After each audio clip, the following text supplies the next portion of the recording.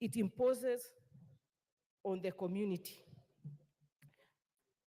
That the debt incurred by the Elgeyo border scheme has grown exponentially over time, surpassing the initial capital of Kenya shillings 5,000, hence becoming a significant barrier to the economic progress and the well-being of the community by hindering their ability to invest in essential infrastructure, education, healthcare, among others. That the residents have over the years received demand notices regarding the arrears of the loan payment with possibilities of repossession of the land if the outstanding amounts are not paid. And that the issues in respect of which this petition is raised are not pending before any court of law or any constitutional or legal body.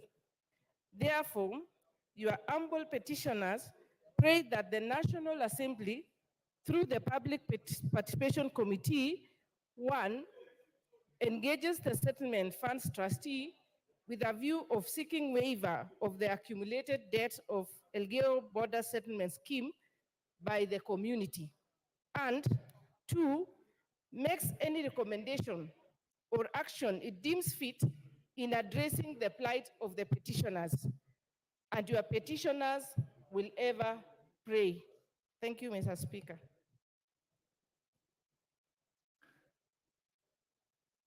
Thank you, Professor. Yes, Bukose.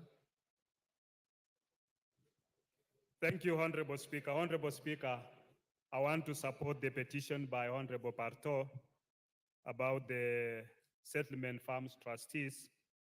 And this is not just limited to Honorable Parto, but I would want the committee, when they'll be looking into this issue, that we can have an amnesty for all SFT farms that are within the country, because these were meant to benefit the poorer people after the colonialists left. Unfortunately, when the colonialists left, many of these farms reverted back to the well-connected who are in government at that time. And they grabbed huge chunks of lands, squeezing the poor ones into sharing either 2.5 acres or 5 acres, and then imposing to them to pay 5,000, which was a lot of money at that time. And cumulatively, it has been accruing debts. So as we forgive all other debts, debts for the sugarcane farmers, debt for the coffee farmers, I think we should also look at debts which are owed to SFTs, debts which are owed to AFCs that people used to purchase lands, so that we can make sure that these people are well settled, they are not, and they are given title deeds so that they can be able to have something either for themselves or for their children to inherit. With those few remarks, Honorable Speaker, I want to support, and I would ask that when the committee is sitting, please invite some of us who represent areas that have SFT farms, that our people are still suffering with those pending debts. Thank you, Honorable Speaker. Thank you. The petition is committed to the Public Petitions Committee to report back within 60 days. Next. Order number 5, papers. Majority Leader. Thank you, Honorable Speaker. Honorable Speaker, before I lay this paper, if you allow me, I want to sincerely thank you, Honorable Speaker, for the way you conducted this session of yesterday. Yes, yes. I want to commend you, Honorable Speaker. If I get your full attention, I'll be very happy. I want to commend you for conducting the debate yesterday and actually sitting throughout. I watched you rise at 9. I think we need, if it was any other place, I would have requested we give the speaker a standing ovation. But because this is Parliament, let's give him a stamp on our foot to appreciate him for the good job. And the the way you conducted, there was danger that it would spiral into something else. But Honorable Speaker, you managed this house very, very well. And members also for the decorum and respect that we have for each other and for the Speaker. I want to thank you sincerely, Honorable Speaker, and Congole for that. Honorable Speaker, now I beg to lay the following papers on the table of the House today, Thursday, June 20th, 2024 in the morning sitting. Annual report and financial statements for the financial year 2022-2023 from the Commission on Revenue Allocation, and 2, Kenya National Shipping Line audited financial statements from the Ministry of Mining, Blue Economy, and Maritime Affairs. I beg to lay, Honorable Speaker. Thank you. Thank you, Deputy Majority Leader. Next. And thank you for the compliment. Order number 6, notices of motion. Order number 7, questions and statements. There are 2 requests for statements. One from Monica Marubu, Women Rep Lamu. Go ahead. Thank you, Honorable Speaker. Honorable Speaker, pursuant to the provisions of Standing Order number 44, 2C, I rise to request a statement from the chairperson of the Departmental Committee on Transport and Infrastructure regarding the status of compensation for fishermen in Lamu County. Honorable Speaker, for over a decade, fishermen have been engaged in legal battles and rigorous vetting processes to receive compensation after being displaced by the Lamu Port 3-berth project, also known as the RAPSET project. The project area was primarily a popular fishing ground for the local fishermen who are able to use their rudimentary fishing equipment. However, due to the effects of dredging, destruction of coral reefs and mangrove forests, which led to murky waters, the fish population and locations were affected, thereby displacing the fishermen from the area. Moreover, the High Court of Kenya held the project disrupted the cultural and economic activities of the local fisher community, and they were to be rightly compensated. Honorable Speaker, while we appreciate the efforts made by the government by initiating the compensation process, it is regrettable that there are significant concerns regarding the criteria used to verify the fishermen to be compensated.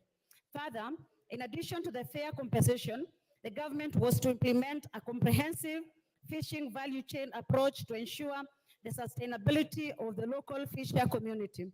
Honorable Speaker, it is against this background that I seek a statement from the chairperson of the Departmental Committee of Transport and Infrastructure on the following.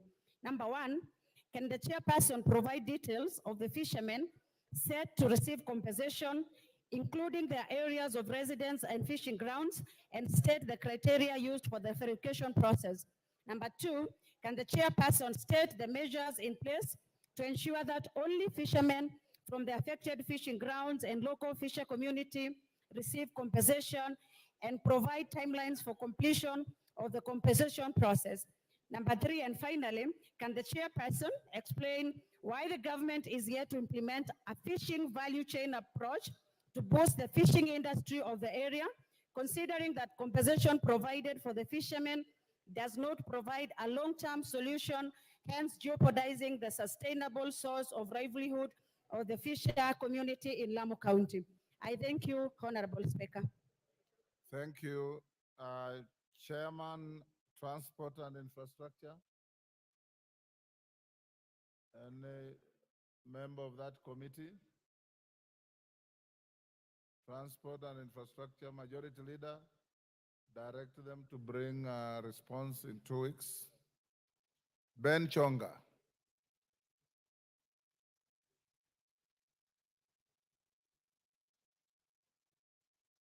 Give him the mic. There you are. Thank you, Speaker. It's Ken Chonga, not Ben Chonga. Ken. Ken, yes. Oh, sorry. Yeah. Ken Chonga.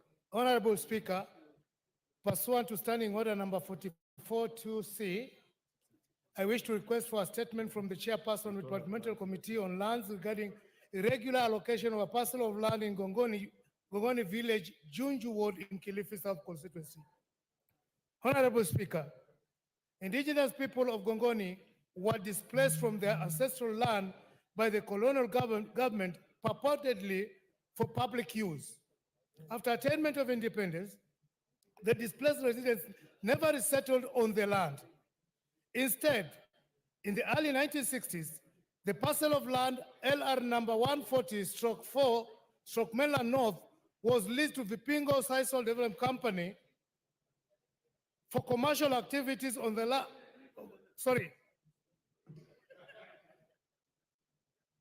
The parcel of land L number 140/4/Mainland North was leased to the Vipingo Sisal and Leasing Company.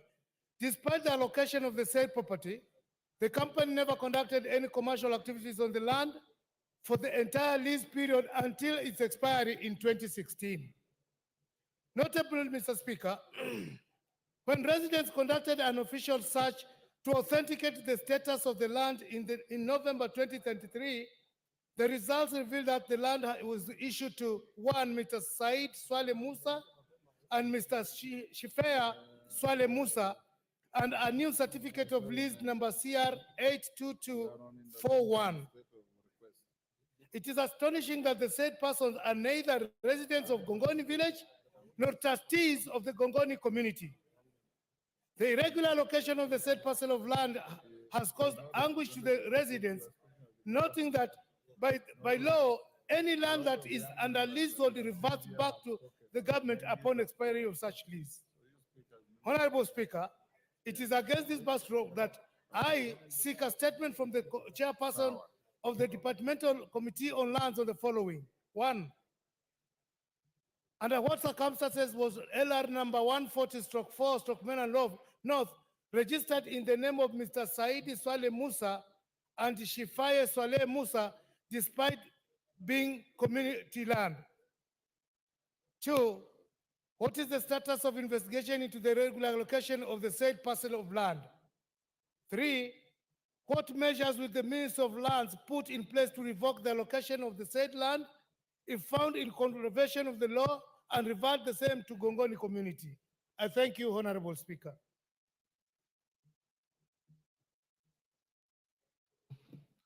Chairman Lands, Nyamoko. Give him the mic.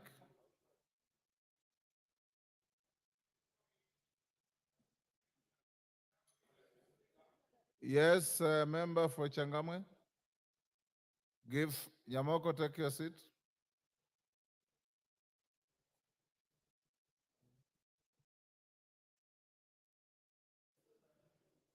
Thank you, Mr. Speaker. I want to express an interest in this matter. The said land belongs to our family.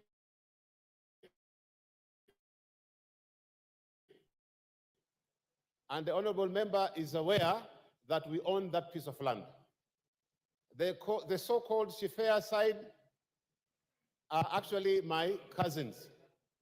So I wish to state very categorical here that this land belongs to us and we have a title deed, which is a genuine title deed. And the honorable member is aware. Thank you, Mr. Chairman, Mr. Speaker. Nyamoko.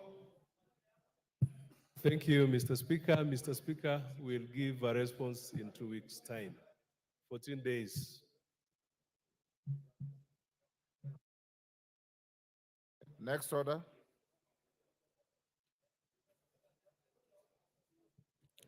Pardon? Yes, Bowen. Mr. Speaker, I thought the owner of the land has already responded. I don't know if there is need for the committee again to go look into who is the owner of the land when the owner is already here and he has said that the land belongs to him. Is there a need for the committee again to go and look who is the owner? That notwithstanding, the statement is directed at the chairman of lands. He has to come and respond. Next order. Order number 8, procedural motion, resolution to hold a Tuesday morning sitting. Majority Leader, Thank you, Honorable Speaker. Honorable Speaker, I beg to move that pursuant to the provisions of Standing Order 33C, this House resolves to hold a morning sitting on Tuesday, 25th June 2024, commencing at 9:30 a.m. for purposes of considering priority business. Honorable Speaker, members will realize we have very crucial business ahead of us today. Top among them being the continuation of the finance bill. Honorable Speaker, I must thank the Gen Zs also, because, Honorable Speaker, for the first time in the history of this House, especially this 13th Parliament, at 8:30 a.m., not less than 50 members were already logged in. So, if not for anything else, the Gen Zs have made members of Parliament to report to work very early. And it's a good thing. It's the beauty of our democracy, Honorable Speaker. And now that we reported this early, Honorable Speaker, to contribute to the finance bill, I am certain if you look at the numbers, we may not have enough time to finish with the finance bill today and move on to the IEBC amendments from the Senate. And members will understand how crucial that business is. So we want to make sure that we have adequate time to complete the finance bill, committee of the whole without anticipating debate next week, and also be able to complete with the IABC amendments from the Senate in time before we progress to the short recess that is due the following week. And Honorable Speaker, you are aware next week is the last week of this month, and we ought to have passed both the finance bill and the appropriations bill that are also lined up next week, which I'll be speaking to later this afternoon during the usual Thursday statement. I therefore wish to appeal to members to support so that we have adequate time to process all this business. And I wish to request, I beg to move and request the Leader of Minority to second. Yeah, the Honorable Speaker, I wish to second, and for the simple reason that I consider the matter of the IBC so crucial that we cannot afford to delay it any further. And therefore, let's proceed in the manner proposed by the Leader of Majority. I second. all the honorable members on their feet, take your seats.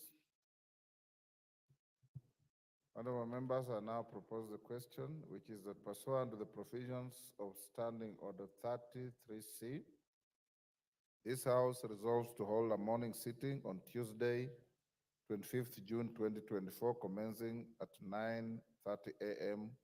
for purposes of considering priority business. Put the question. Yes,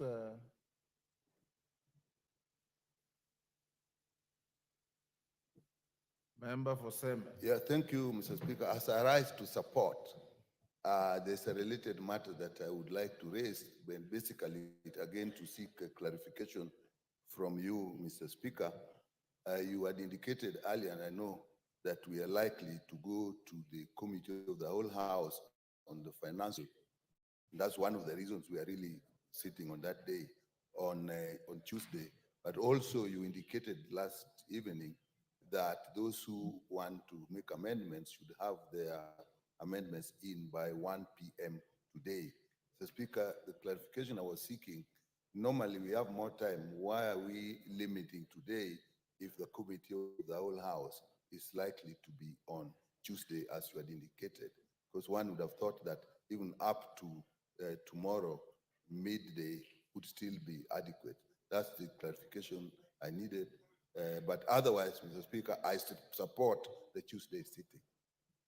Before I put the question on Wanyikal, I have made a pronouncement about 4 times on this floor that those who have amendments file them by 1 o'clock today. For the simple reason that 1, the bill has attracted a lot of contentious arguments and proposals. 2, the committee itself in its report has recommended a myriad of amendments to the bill. 3, we want to have sufficient time for amendments that may be identical or overlapping to be harmonized. And we can't do that if we are constrained with time. 4, if you are speaking for yourself, you are the sort of member of parliament who I know would draft an amendment before the bill is even moved. So I don't know why you want extra time. My direction that all amendments be filed by 1 o'clock stands. I don't think it's injurious to any member. I don't think it oppresses any member. And since the time I started making the pronouncement, no member has raised any reservation, Dr. Nyikal. And I believe your reservation is not only unhelpful, but will just draw us back to management of House business that will not be helpful. Yes, Majority Leader. Thank you, Honorable Speaker. I wanted to add to your 4 points. Yes. 5, since you got up to 4, is that this is a money bill. And being a money bill in line with Article 114 and on-standing orders, all the amendments that members will be proposing must be shared with the National Treasury for concurrence. And therefore, if we allow more time, then there will be no time for the back and forth between the National Assembly and Treasury. Thank you, Honorable Speaker. And you should actually appreciate the Speaker, because ordinarily, the office that receives amendments will just tell you it has been closed. At least I've given you sufficient notice on the direction of time. Thank you. Yes, Okello? Let's not eat into debating time. Yes. Give Okello the mic.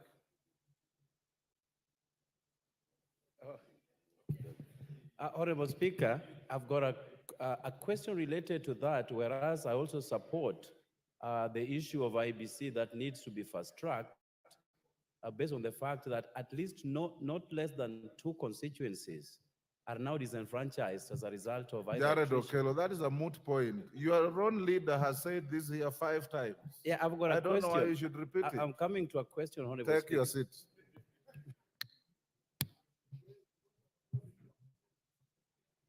If you want to use up your leader's powers, the Speaker will not assist you on that. Honorable members, I now put the question, which is that pursuant to the provisions of Standing Order 33C, this House resolves to hold a morning sitting on Tuesday, 25th June 2024, commencing at 9:30 a.m. for purposes of considering priority business.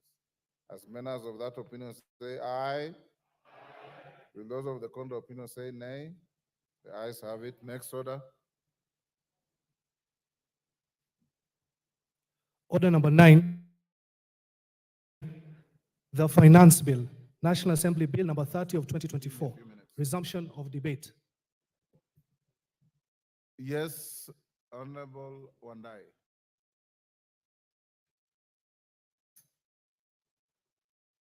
Give him the mic.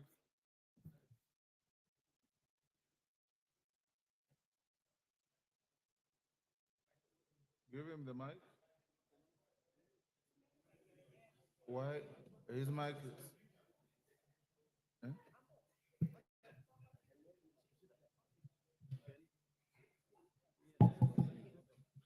I'm told your mic is malfunctioning. Put where Kainan is.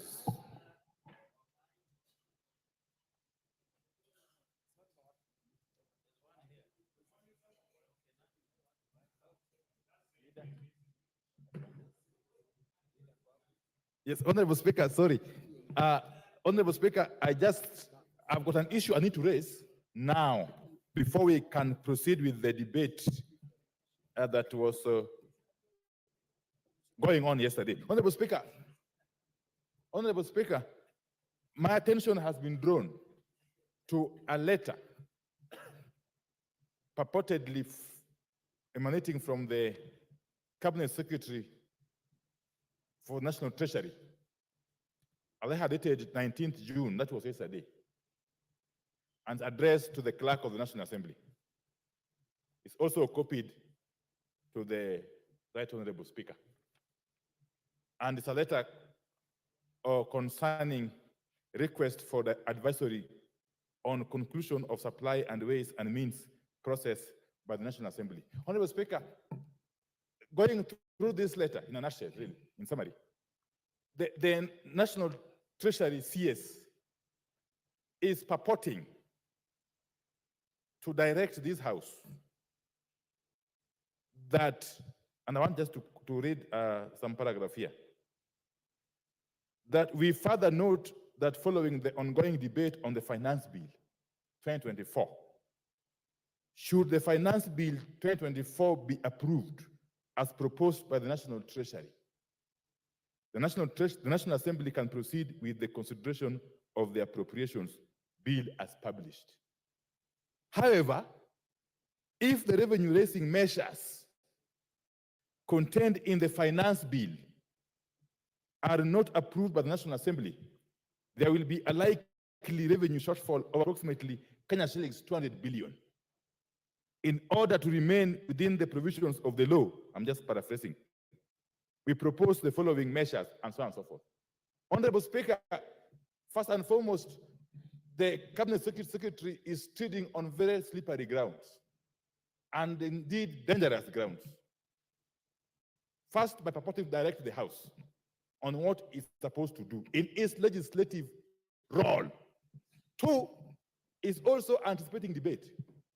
Because as far as I'm aware, we are still at the stage of debating this bill. It is not up the duty of anybody out there to start anticipating how the bill will go. But more importantly, Honorable Speaker, Article 221 of the Constitution, if you can listen to, just pay me attention. Article 221 of the Constitution. At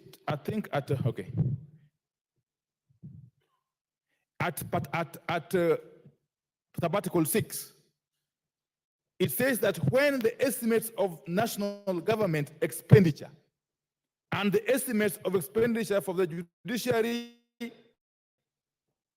and parliament have been approved by the National Assembly, they shall be included in an appropriation bill which shall be introduced into the National Assembly to authorize withdrawal from the consolidated fund, and so on and so forth. That is the Constitution.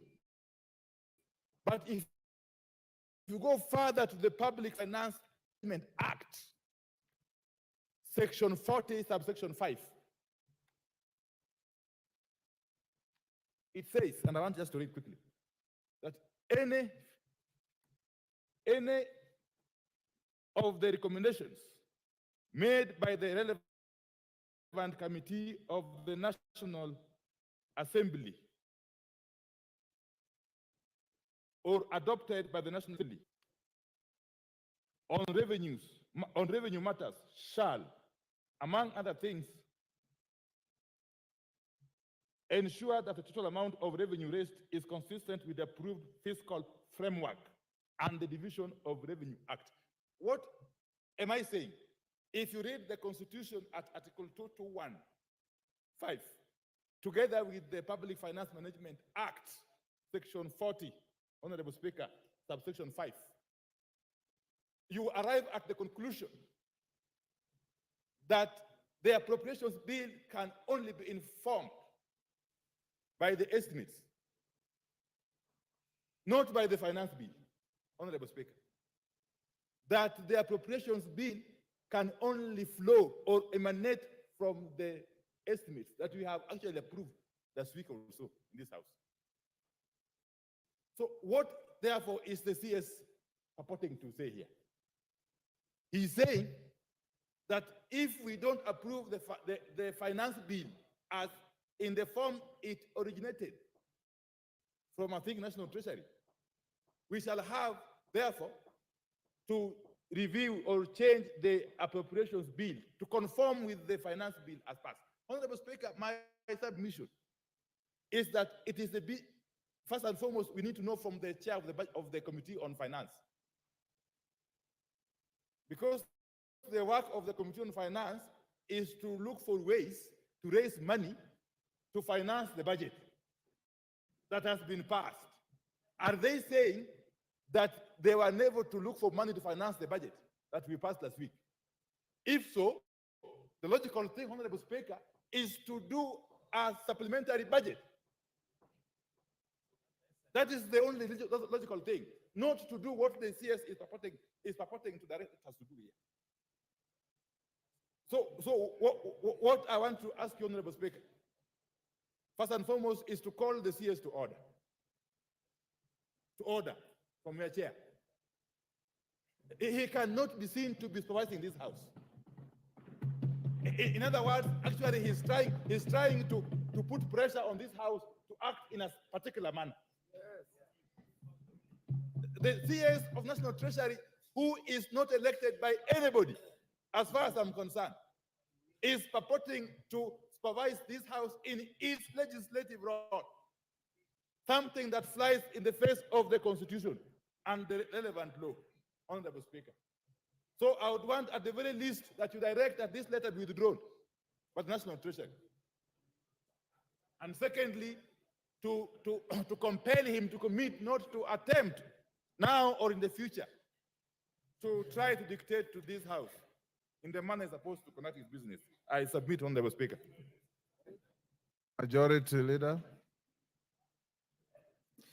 Thank you, Honorable Speaker. And let me thank the Leader of Majority for raising this particular issue about this letter. But Honorable Speaker, the Minority Leader, sorry.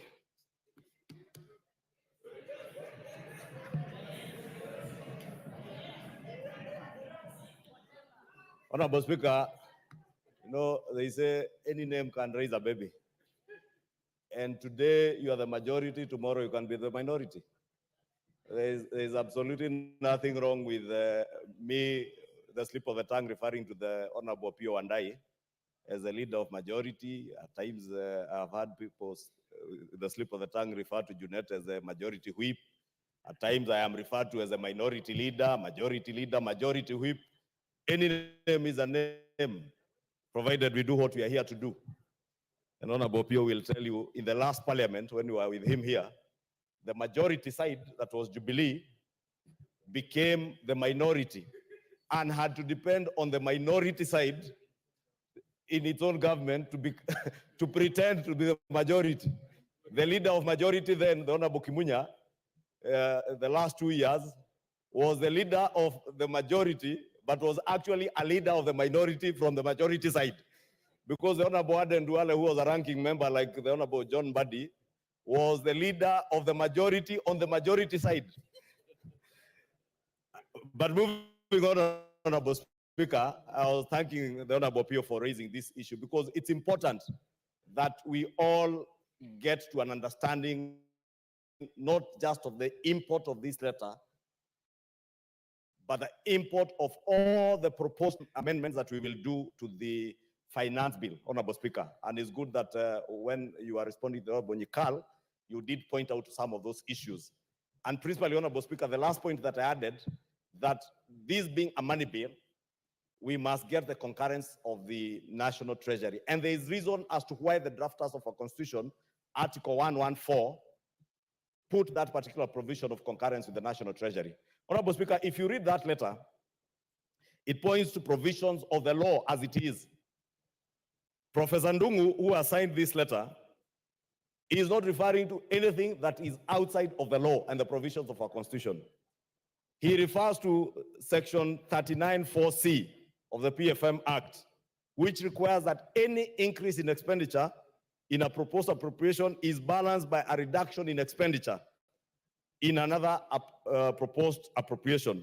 Honorable Speaker, he goes on to quote Section 45 of the PFM Act and other sections of the PFM Act that indicate that if we are to reduce the proposed revenue estimates, Honorable Speaker, then concurrently, and I said it on Tuesday, something must give in. If we reduce taxes that are proposed to be the revenue raising measures to finance the budget that we have adopted, then we must find a way of either reducing expenditure, the expenditure side, because if you don't do so, what you will do is increase the fiscal deficit. It is this House, Honorable Speaker, and I was hoping the Honorable Njuguna Ndung'u had pointed to it, and I see he hadn't, that we passed a debt ceiling in this House. We cannot go beyond that which we have passed in this House. The National Treasury cannot borrow beyond a certain point, a ceiling that we have set by law in this House. And therefore, if we're asking that let us reduce the revenues, but don't touch the expenditure side, what we are doing is simply telling the National Treasury, increase the fiscal deficit against the law. And we cannot act against the law. I know we are the lawmakers, but we are not allowed by the Constitution to act ultra vires the Constitution. Therefore, Honorable Speaker, what the Cabinet Secretary, it could be a preemptive. It could be preemptive that I want to agree with the Honorable Opio. It is preempting debate, but the Honorable Njuguna Ndung'u, CS Njuguna Ndung'u, is not engaging in debate. This is an advisory opinion to us, reminding us that we need to abide by the Constitution and by our own laws. Honorable Speaker, the leader of minority spoke to the need, and he has asserted that the right thing, and he said it so emphatically you would want to believe him, that the right thing to do is to do a supplementary budget. That is the wrong thing to do.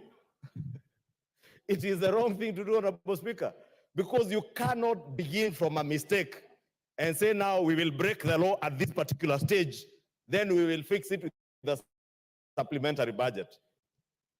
Supplementary budget should only come in once we have in the first instance, bound by what is provided for in the law. We have not burst our fiscal deficit as stipulated under our PFM Act. And if in the course of implementation of this budget, there are additional expenditures that then would lead to a bursting of that fiscal deficit, then we call for a supplementary budget. But we cannot say that at this point, what we should be doing is a supplementary budget. What shall we be supplementing if we are even yet to pass the appropriations bill? We need to pass the appropriations bill and the finance bill so that we complete the budget making cycle. Once you complete the budget making cycle, then after that you can do a supplementary budget. But we cannot complete a budget making cycle against the law. And that is what Honorable Opio and I is telling us that we should do. It is my humble submission, Honorable Speaker, then that this letter is in good standing, and this is the way it is. I saw a number of votes, Honorable Speaker, and I said on Tuesday, Honorable Speaker, when this report was tabled, that someone once quipped that choices have consequences. And in lawmaking, the same is true. If we choose to cut on our revenue-raising measures, as the Finance Committee has proposed, there will definitely be consequences. Honorable Speaker, I am fortunate to have been in this House in the last Parliament. The Honorable Andai, who has raised this issue, and the Honorable Junet were in this House in 2018. In 2018, Honorable Speaker, you remember the contentious Uhuru second term, the second finance bill. It was equally contentious. And you remember the debate that was there then about fuel, from 16%, 8%, from 0% VAT. And when we did the revenue raising measures bill in the form of a finance bill, consequently, we had to adjust the expenditure side. Therefore, Honorable Speaker, it is not the first time it is happening, and it is not the last time. Therefore, if our JSS teachers who we appropriated resources to hire, if there isn't adequate resources to hire JSS teachers, then something has to give in. If there is a road in Ugunja constituency that was to be tarmacked, and the resources are not enough, I mean, or in Kikuyu constituency for that matter, then we just have to do away with them, Honorable Speaker. Therefore, I just want to ask the Honorable Pio to hold his horses. In actual fact, what we are doing now is anticipating debate, Honorable Speaker. We are the ones now who are anticipating debate because we are yet to complete the finance bill, because at the conclusion of the finance bill, it is only at that point we'll be able to tell the net effect of all the changes that have been made and decide whether then we need whatever quantum we need to adjust on the expenditure side. Honorable Speaker, let me just conclude by saying we cannot and we shall not have our cake and eat it at the same time. Thank you, Honorable Speaker. Order, honorable members, order. Honorable members, this issue is very straightforward, but for purposes of record, I'll give you a direction at 2:30. Meanwhile, we proceed with the debate. It has absolutely no impact on the debate going on. I will give you a direction at 2:30. Order, Honorable Wandai, you have so ably prosecuted your case, and the majority leader has responded. Budget chairman, I will, in fact, pass on these letters to you. So I'm not opening debate on this. Call out the next order. Order, honorable members, order. When I came to the chamber, I had seen this letter. And I had also my own feelings about it. I'll give you direction at 2:30. I don't have to consume parliamentary time debating something that is very clear in my mind. My thoughts are very rich, Junet. Have you called us? Order, honorable members, order. Back to the finance bill. We have 120 requests. With 120 requests, at 5 minutes, we need about 9 to 10 hours. Can I ask the majority and minority leader to approach the chair? The majority and minority leader approach the chair.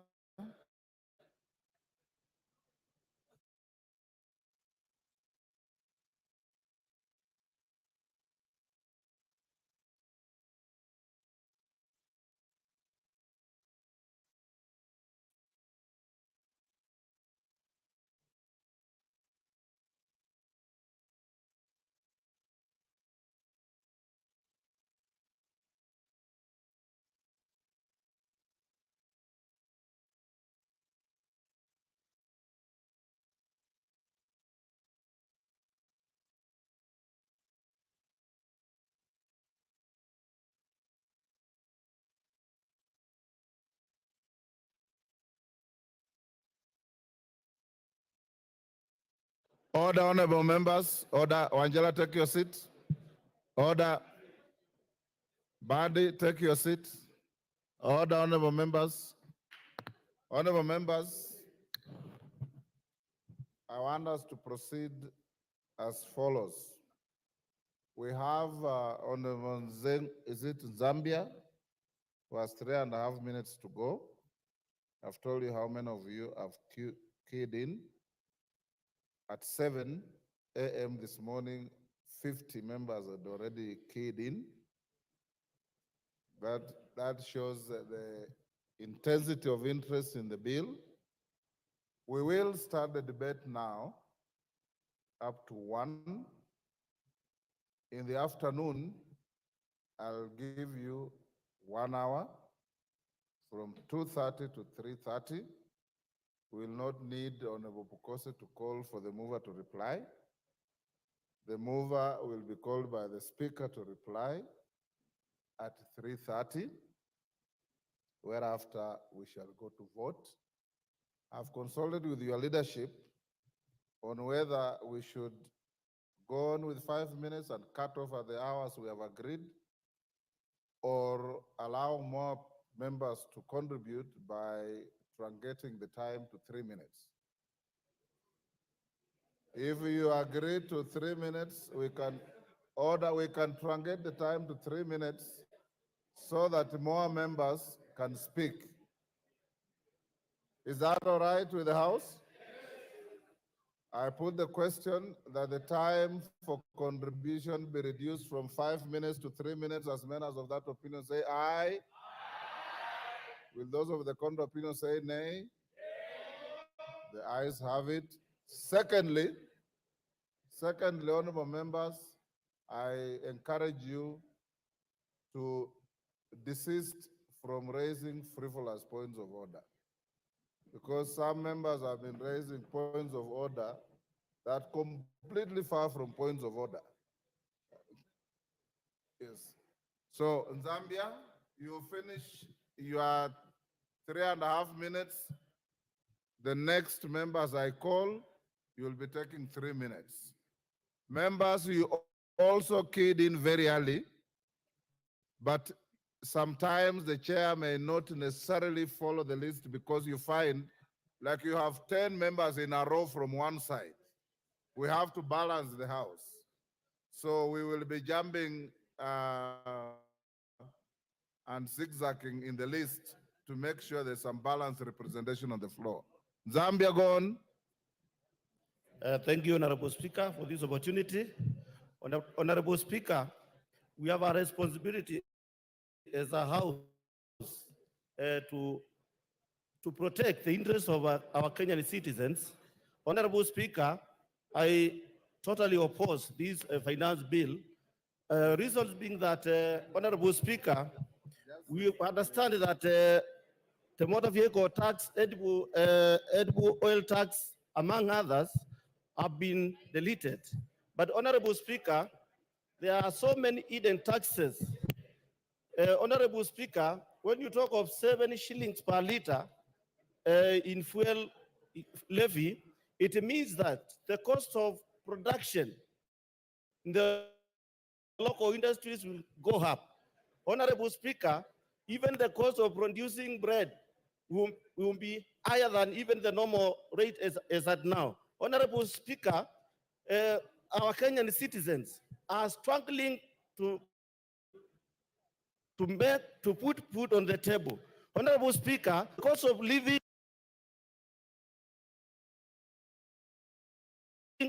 is going to increase even further if you consider passing this bill. Honorable Speaker, I urge members of this House to consider the cry outside there of Akina Wanjiku and the others.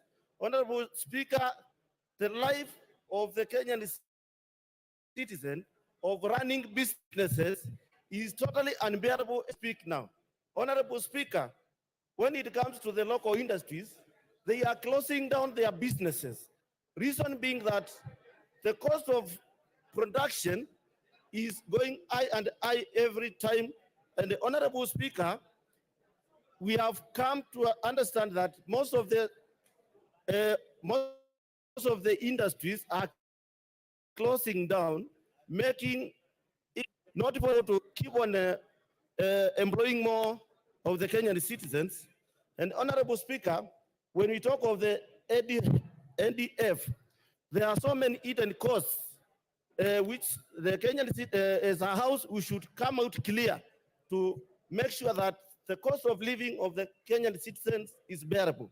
Thank you, Honorable Chair, Speaker, and as the government, when you talk of the hustlers, the borders, the mamambokas, it is very clear that the things are getting worse and out of hand.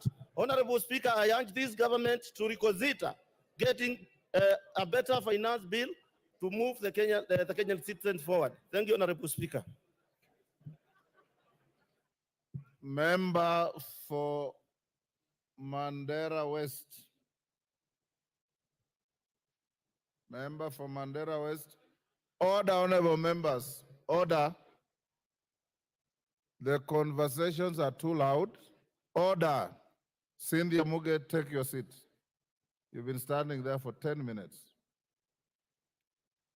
Honorable members, those who want to engage in conversations, there's a lobby out there. You can go and converse and come back. Give me time to hear what members are saying and give those who want to listen to debate. Member for Mandera West.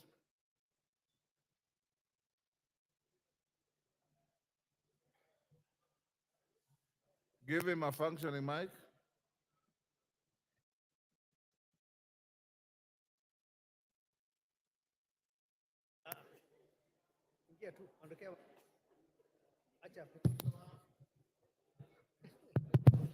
Thank you, Honorable Speaker, for giving me this chance to contribute to this very important bill that is in front of us.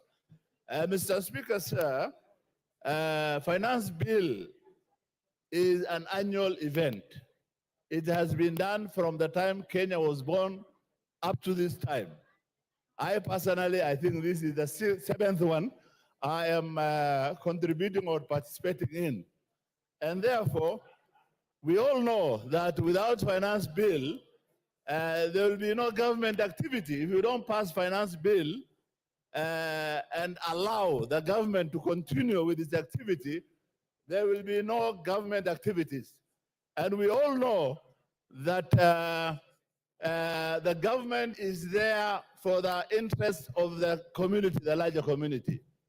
I take this opportunity to sincerely thank the Finance Committee for listening, for doing a very thorough public participation all over the country, and for listening to the various issues that has been raised by the public, and for particularly saying that the contentious issues such as the VAT on bread, motor vehicle, the eco levy on sanitary pads and diapers, the excise duties on vegetable oil and others, which were contentious, they have already recommended that it be dropped. And therefore, it is for this House to concur with the recommendation of the Finance Committee to drop those very contentious issues. I have been called by my constituents so much, but as I explained to them what has been dropped, and particularly the finance bill is looking at putting 1 billion shilling for restocking. As you all know that the area where I represent and others had a serious drought for 4 years, and we lost almost all our livestock. And we don't have any other livelihood except rearing of livestock. And this finance bill is giving us 1 billion to restock. That is a very big gain. And my constituency have told me that make sure that 1 billion is protected. Honorable Speaker, sir, there are very important gains in this finance bill, particularly. You have 3 minutes, so compose your thoughts and compress them quickly. Thank you, Honorable Speaker. Honorable Speaker, I take this opportunity to emphatically reject the finance bill. And Honorable Speaker, one of the things that I just want to say and make very clear is that we should not subject ourselves to the pressures that are being implemented by the IMF on funding, because they exercise their rights under Article 1 and 2 of the Constitution, together with Article 37 of the Constitution. Honorable Speaker, in my quest to reject the finance bill, one of the things that I just want to say very clearly, I keep hearing members telling us that we need to start using locally manufactured sanitary towels, and especially to our male members. I just want to tell you, stop taking Panadols for our headache. Locally manufactured sanitary pads are not of good quality. You cannot expect young girls out there to use pads that will make them have infections and such like things. Honorable Speaker, some of the clauses that I really want us to look into and come and also reject is, for example, clause number 63 that talks about KRA having access to our information. Clause number 23 that talks about amateur sporting association being added additional tax. Honorable Speaker, some of the repercussions that we will have as a country if we continue with this finance bill is that we are making our investment climate to become a very unpredictable one.